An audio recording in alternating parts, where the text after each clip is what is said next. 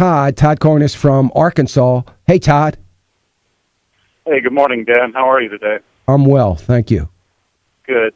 Dan, I'm calling. My wife and I have been blessed with 8 grandchildren. We have 5 children, and I look at the debt situation that we have nationally, and I am wondering if you can speak a little bit about some strategies that I can teach my grandchildren early on to help them to be effective with the money that they have.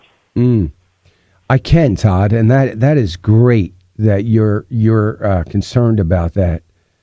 The very first thing that you need to teach your grandchildren, and I did this with my children, and I've already started doing it with my grandchildren, is that you tithe on the first dollar you ever make.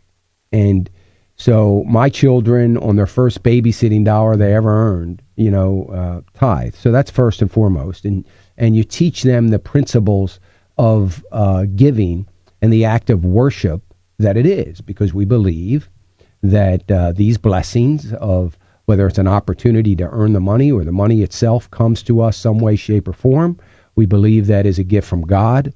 And, we want to give back to God for blessing us in that way. So that's the first principle. The second one is to really teach the principles of debt and to teach them how important it is to stay out of debt and to be out of debt. And, try to give them some examples. First of all, it's based, if it's God's money, we need to use that money to serve God, and he would want us to prosper and to use that for ourselves in a good way. And we would, we don't want to use it by paying very high interest. That means you've got to start teaching the principles, and you got to make sure that their parents follow up to teach the principles that, you don't want to ever serve the debtor, and you want to live within your means.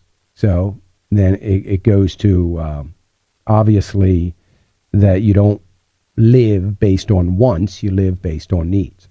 The other thing is investing. So that I'm going to say to you that, going back to the very, first principle of tithing, that this is God's money, since it is God's money, that we ought to honor and please God in what we do with it. Even though we have given back to God's work with our 10%, it doesn't mean we own the other 90%. God would expect us to continue to be good stewards of it.